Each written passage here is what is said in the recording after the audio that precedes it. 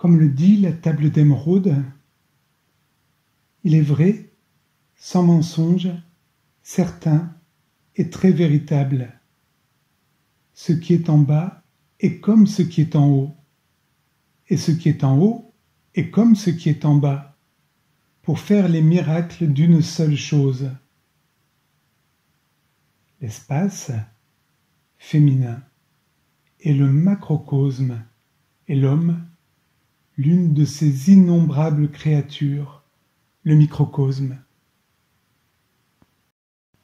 Cette citation est une façon de décrire la loi d'analogie. En effet, les lois qui gouvernent la vie d'une étoile sont les mêmes que celles qui gouvernent l'âme en incarnation, toute proportion gardée bien entendu. Nous retrouvons dans ce schéma qui symbolise les centres éthériques le spectre des 7 couleurs de la lumière visible. En bas, le centre éthérique figuré par le rouge, froid et de fréquence vibratoire peu élevée, et en haut, le centre éthérique figuré par le violet, chaud et de fréquence vibratoire, au contraire, très élevée.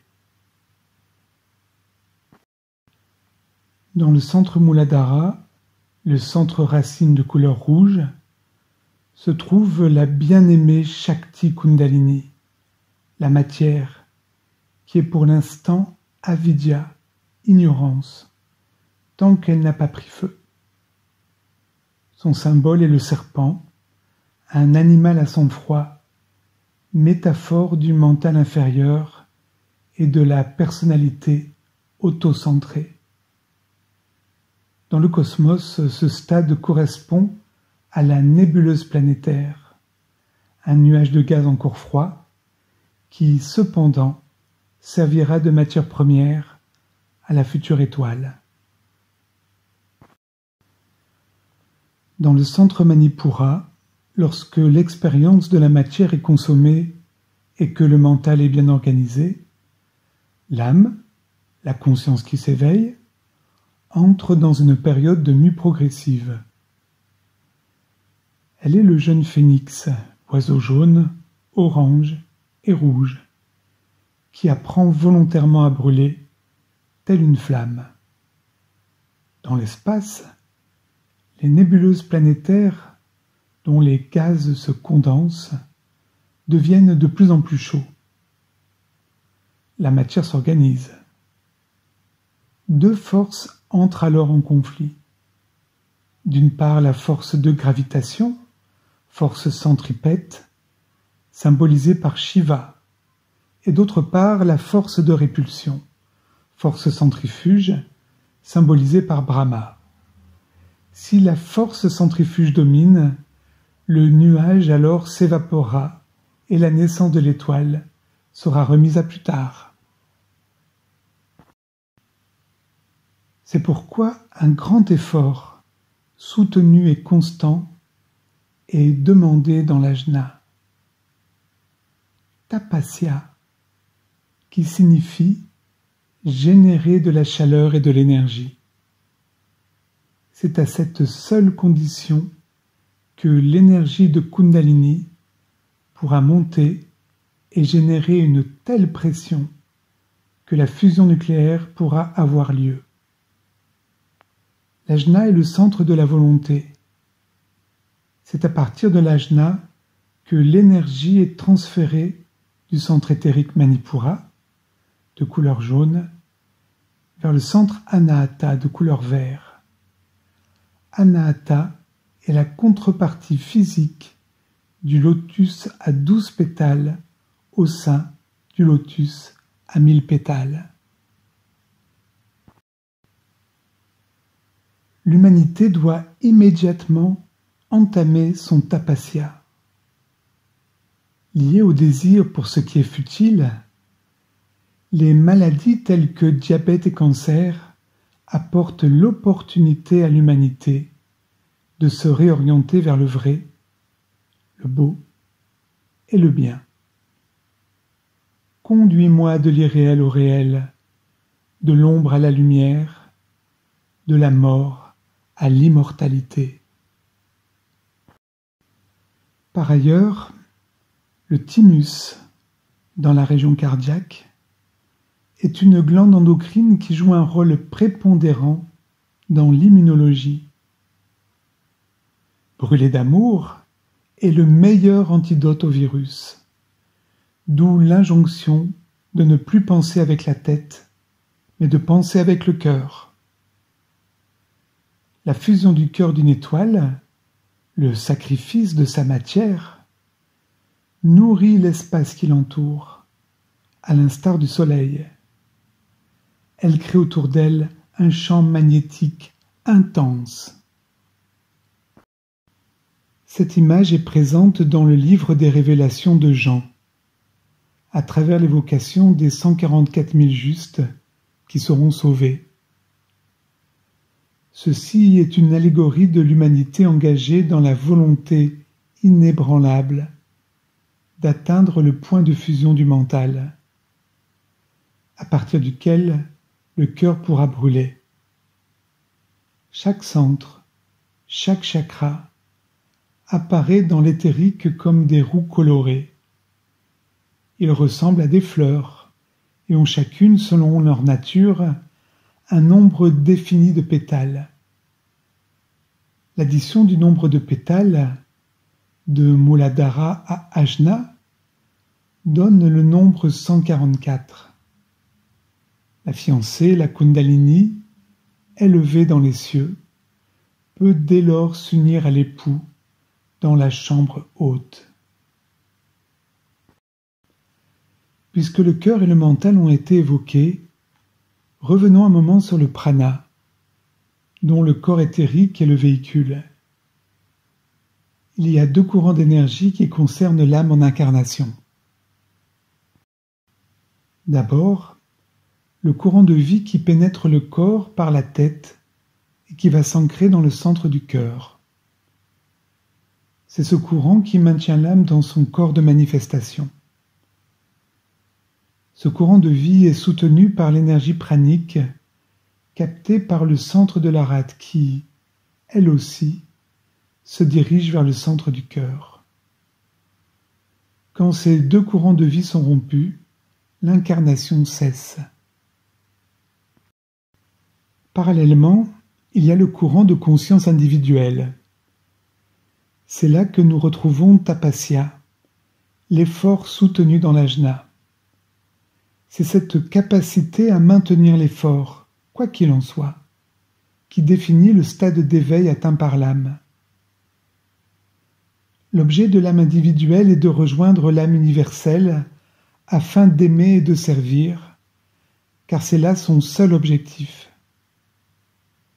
C'est par l'ajna que l'énergie du plexus solaire est transférée au centre Anahata, la contrepartie inférieure du lotus égoïque, qui gît au centre du lotus à 1000 pétales.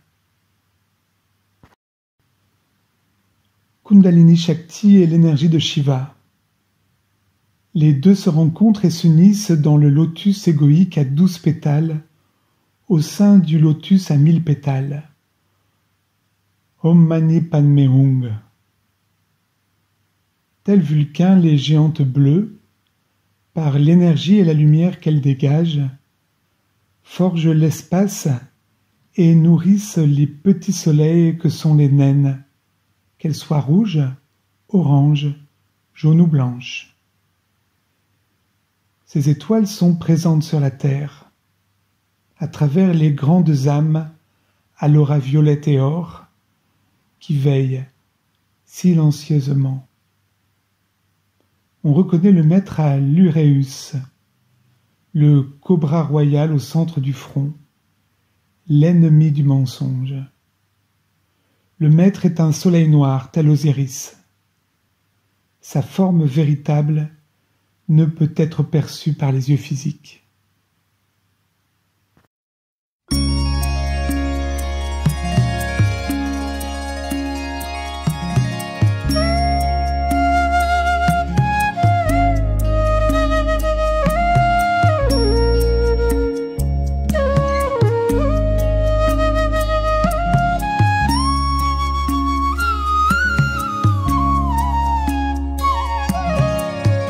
तो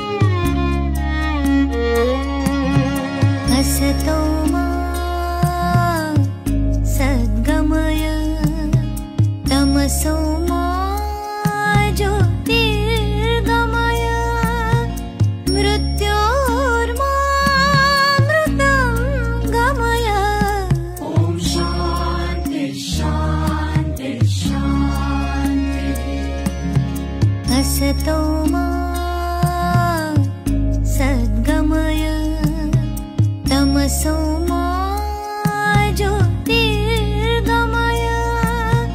मृत्योर्मामृतं गमय। ॐ शान्ति शान्ति शान्ति। असतो मा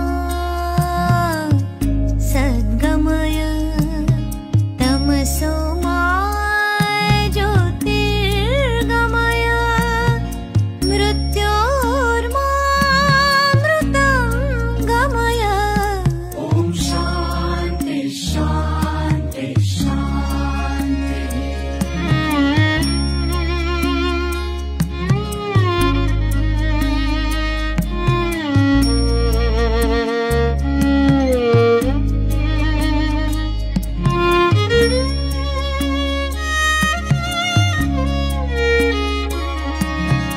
असतो मा सद्गमय तमसो मा ज्योतिर्गमय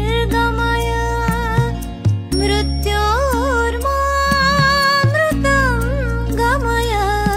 ॐ शान्ति शान्ति शान्ति।